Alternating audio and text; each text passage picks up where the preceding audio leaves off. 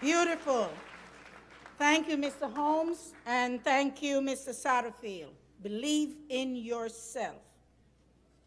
It is now my pleasure to invite to the podium Dr. Maria Thompson, Coppin State University's president. Dr. Thompson became Coppin State University's 7th president on July 1st, 2015. Prior to her appointment at Coppin, Dr. Thompson served as Provost and Vice President for Academic Affairs at the University of New York, Oneonta, from 2011 to 2015. SUNY Oneonta is a regional comprehensive college with 6,000 students offering bachelor's and master's degrees. Dr. Thompson graduated from Tennessee State University and holds a Master of Science degree in textile from Ohio State University. She earned her doctorate in textile science and textile economics from the University of Tennessee. I present to you President Maria Thompson.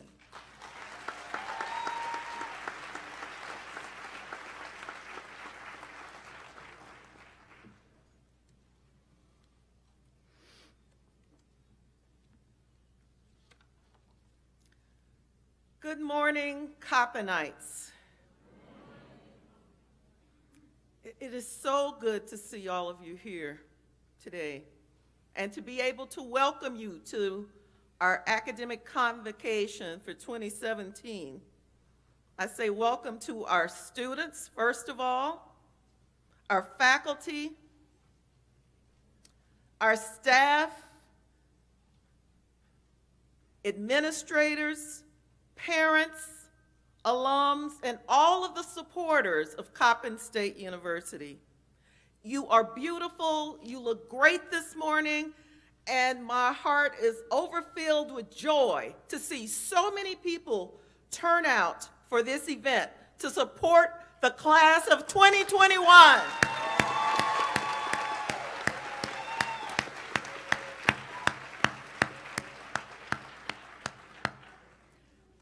And also to begin the farewell, the bittersweet farewell to the class of 2018.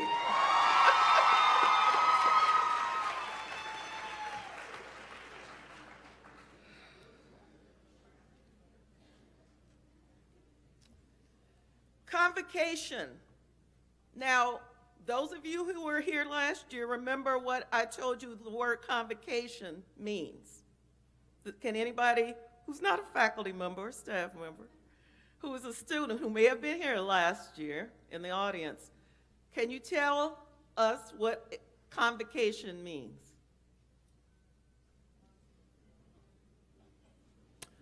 A gathering of eagles. You remember?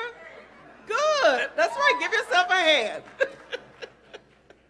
So it is, of all universities typically have a convocation, but it is most appropriate for Coppin State Eagles to hold a convocation.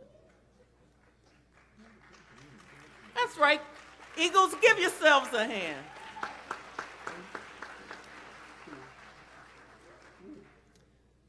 So convocation is a special time, a time for us to come together, not only to prepare for the year that is ahead of us, but to celebrate each other and to remind each other why we are here. We have stood because our mission is meaningful and the community we serve is deserving of the best. That's why we are here. Students, I expect nothing less. I'm not, as usual, not following the script, but I expect nothing less than 3.0s, 3.5s, 4.0s. Why? Because you are capable. We have no average students here. I don't care what grades you made in high school, what you got on an SAT, ACT. You are not average. If you're here, you are not average. And we have outstanding faculty here who will make sure your greatness is called out. We're not here to make 2.0s. because you're capable of doing more than that, especially with all of these people around you who love you and support you and depend on you to be the generation to lead us out of the confusion we found ourselves in here today.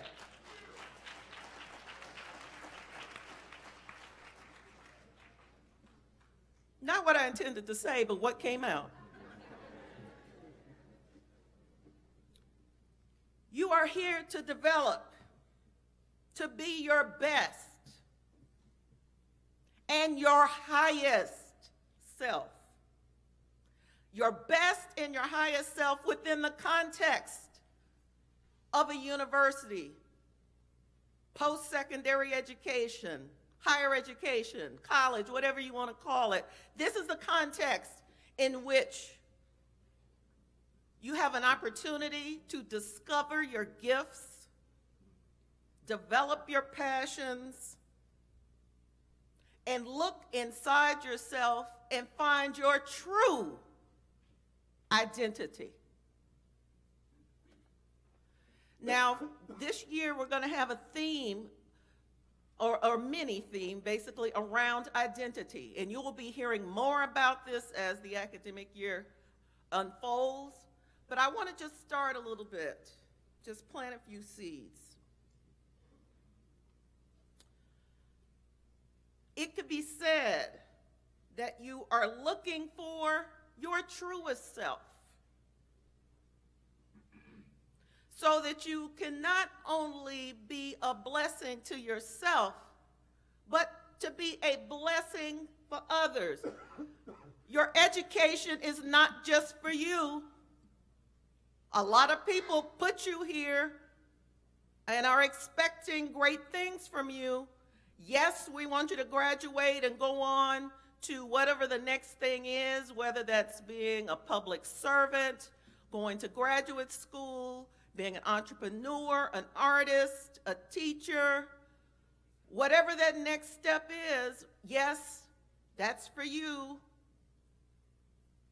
But the world needs you.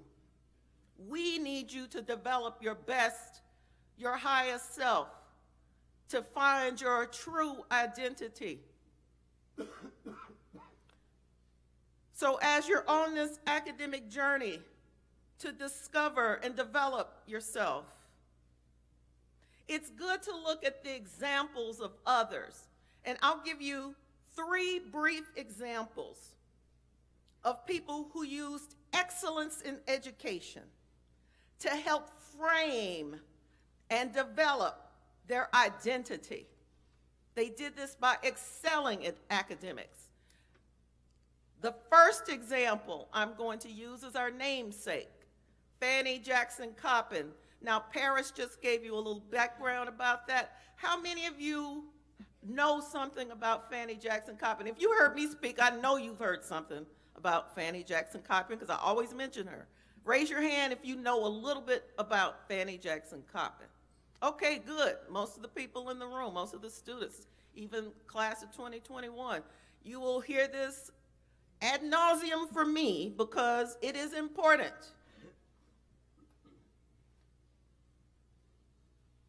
She was born a slave.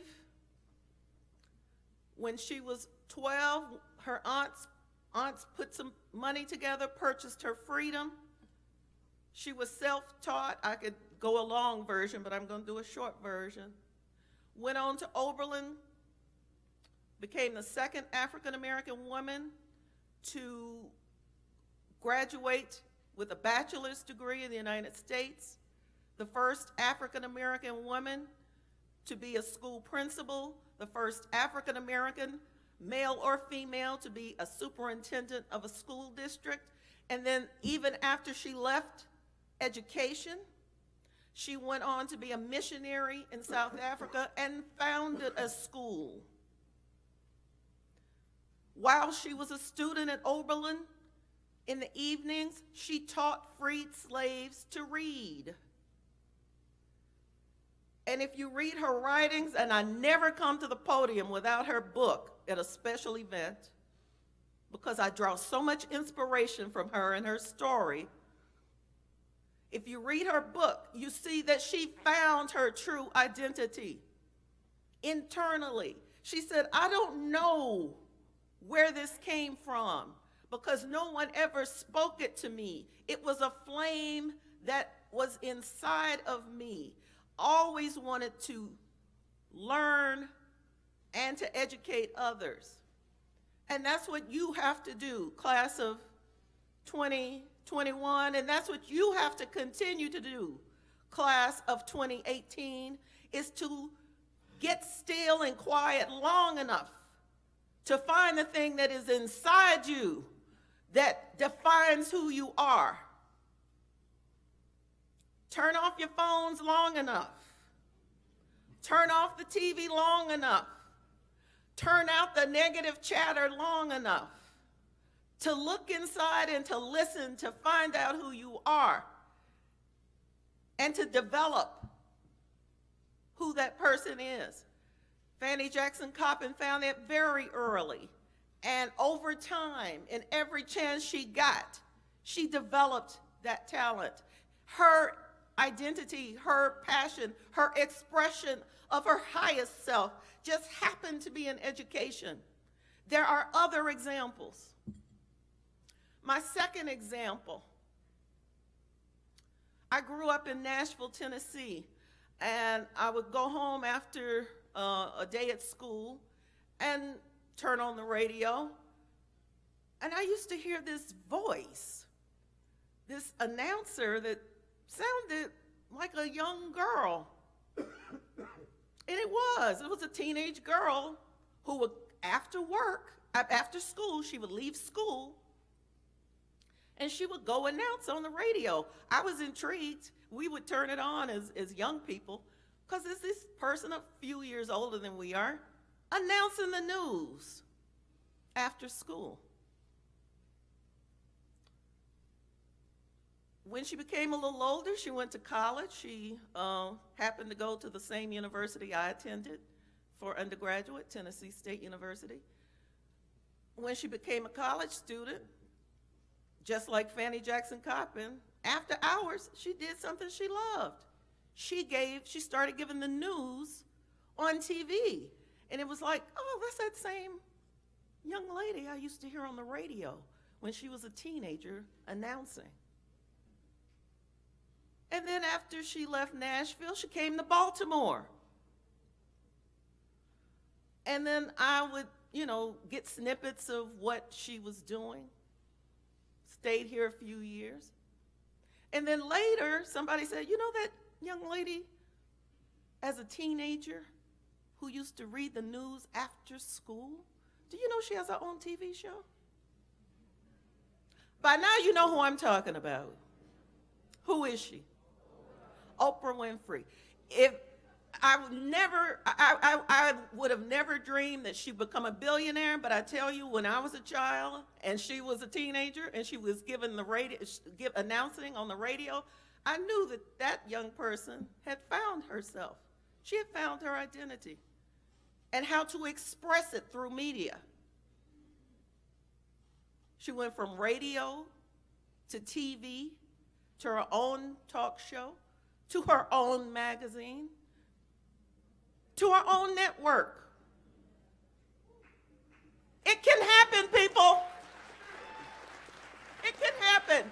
But she loved to learn. She loved to read. She loved to write. She still does to this day. Has a book club named after her. She loves books. She found herself by excelling and developed herself by excelling in academics and applying her talents. Have one more example, and this is a surprise to this person. They don't know I'm about to call him to the podium. Dr. Leonte Lewis, please come.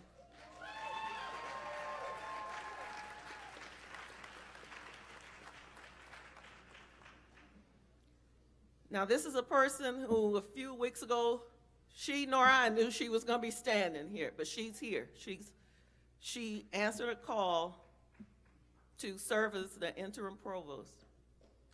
Dr. Leonte Lewis graduated from Coppin State University.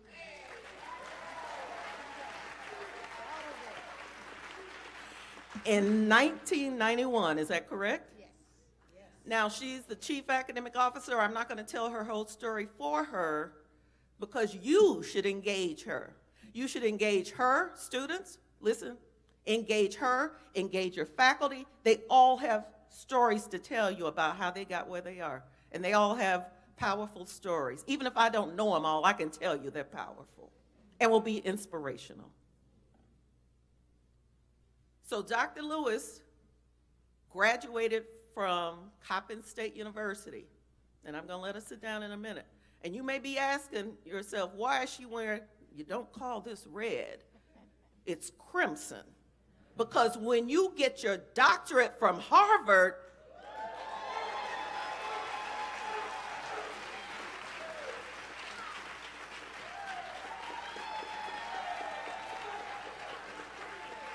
when you get your doctorate from Harvard, they call it crimson.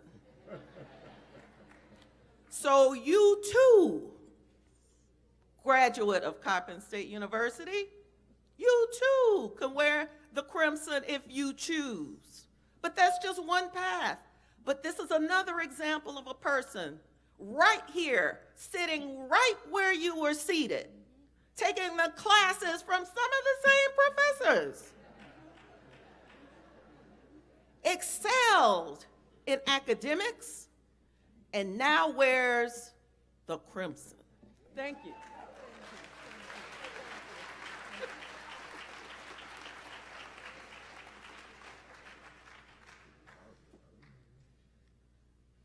So, in closing, every day before I come to work, I read an inspirational message. And always it's fitting. Every day, whatever I'm about to walk into, the message, the inspirational message that I read is always fitting for what I'm about to face for the day. So, this morning it said that I should call out the seeds of greatness in others. Isn't that something? I should call out the seeds of greatness in others by saying, I am proud of you. I love you. You are amazing. You are talented. You are beautiful, and you will do great things in life.